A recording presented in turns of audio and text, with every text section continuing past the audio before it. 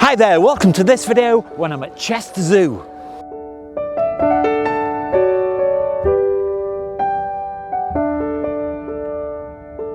So today I've come to Chester Zoo, and what I'm going to do is I'm going to give you lots of tips of how to photograph animals at your local zoo. Really good ideas about how you can take really good pictures of animals in captivity.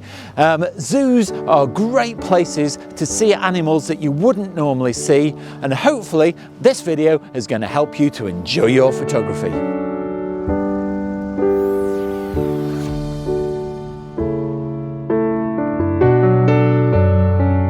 Before I came to the zoo, I did contact the PR department just to make sure that I'd have no problems filming this today. I didn't want to get into any trouble, and so all of that has been completely cleared. So let's go and take some photographs.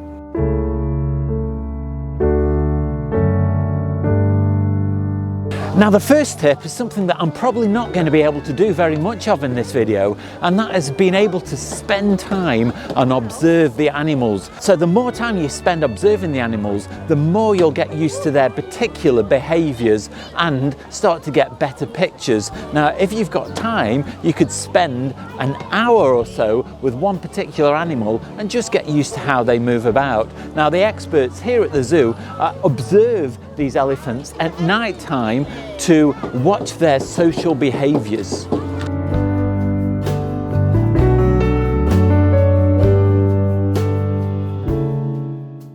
One thing to try and do is to try and keep the backgrounds as natural as possible. Now zoos do try to make their enclosures fairly natural looking with trees and boulders in the background, and one thing you can do is use quite a wide aperture and quite a long focal length, because that will throw the background out of focus as well.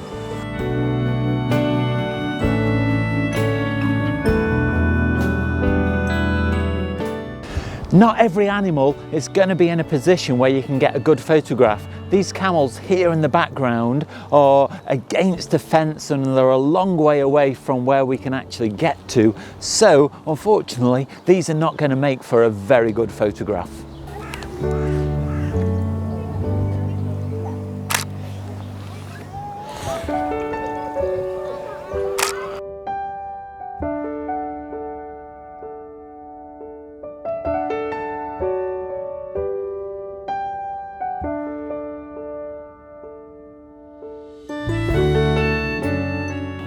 So one thing you can't guarantee is getting a sighting at any particular enclosure. Behind me is the cheetah enclosure, and there is no sign at all of any of the cheetahs today, and so that's just the way that it goes sometimes. Sometimes you will see the animals, sometimes you won't. But one thing I am doing today is I'm getting some really good practice talking to the camera with lots of people about, and that's one thing I wouldn't have done a few years ago.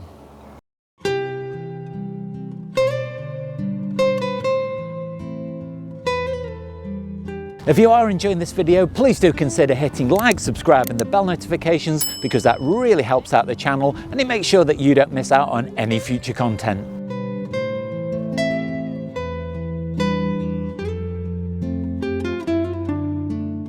One thing to keep in mind is that some exhibits, such as the indoor butterfly house, are temperature controlled and are quite humid, and so if you take camera equipment inside from a cold environment outside, it will steam up and you won't stand a chance of getting any photographs unless you spend a long while in there for the camera to acclimatise.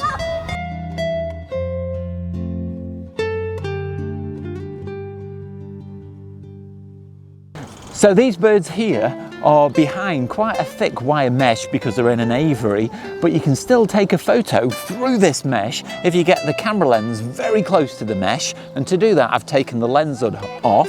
Then what you need to do as well is set the aperture very, very wide so you focus way into the distance and it throws the mesh out of focus, and then you can take a photograph and you may just see a very small hint of the mesh, but you'll still get something that's usable.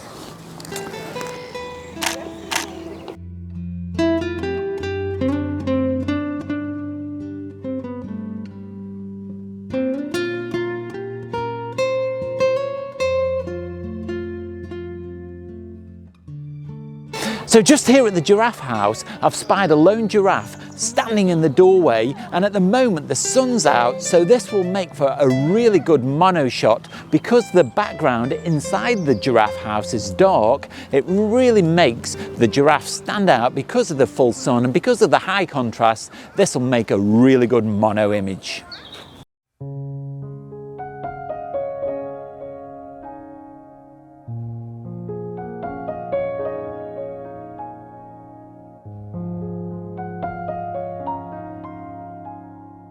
One important setting to think about is to put your camera into aperture priority. This way you'll make sure that you have got the best exposure at all times, especially on days like today when the sun's coming in and out and the animals are behaving in maybe an unpredictable way. Because what this does is it allows you to set the aperture so you can control the depth of field, but the camera will sort out everything else, the shutter speed and the ISO if you choose it to, so you make sure that you get a good exposure.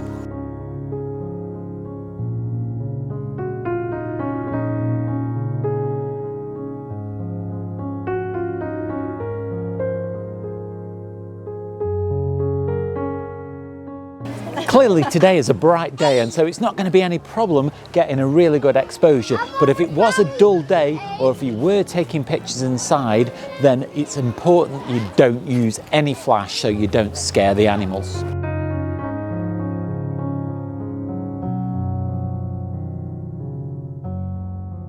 Now these lionesses here on this rock are behind a very thick pane of glass, so to get the shot through this pane of glass, what I've had to do is get the camera lens right up to the glass itself so that I don't get any reflections, but I've managed to get some really nice shots of the lionesses and some that are very close up.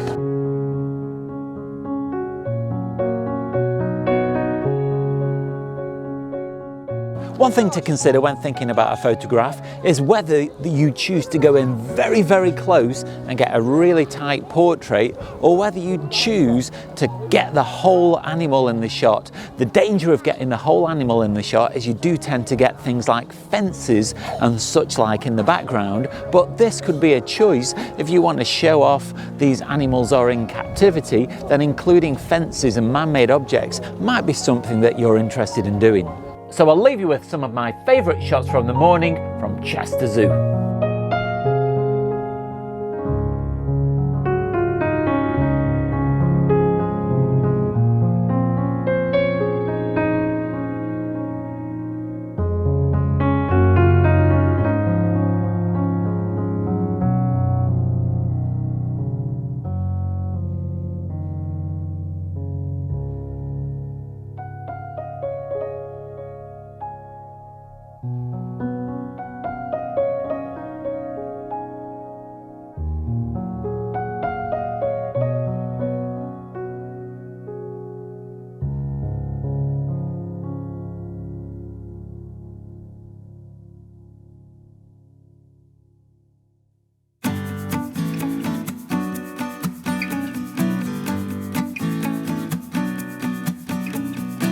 Well, I've really enjoyed my morning here at Chester Zoo. I hope you've enjoyed following me along and have picked up some tips about how you can take photographs.